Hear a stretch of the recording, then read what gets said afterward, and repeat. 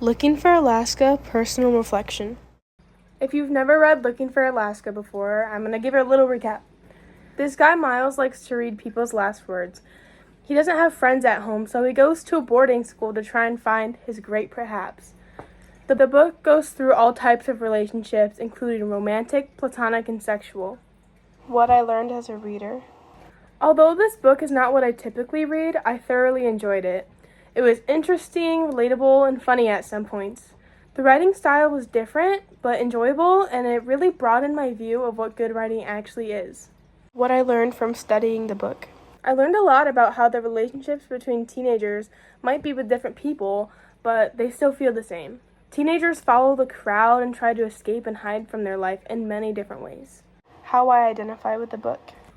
I identify with a lot of the characters, since they are teens, but specifically Miles. I get what it's like to feel alone and like you don't have any friends. I get how it feels when you don't know what you're searching for, but you know that you need change. He found his great perhaps, and I'm still looking for mine. I also know what it's like to fall in love with someone who's way too cool for me. This book made me feel that my worries about things pertaining to being a teenager are shared with other people. It makes me feel good to know that other people try and fit in, and that they can sit there with people and just feel safe in their presence. I also love the fact that it shows peer pressure and how that really shapes you as a person.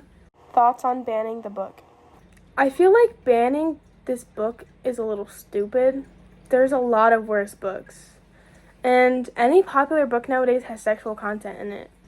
At DePew, the school in Buffalo, the parents actually tried to ban this book. Anyway, high schoolers can definitely read this book, but I would pick and choose which middle schoolers could read it.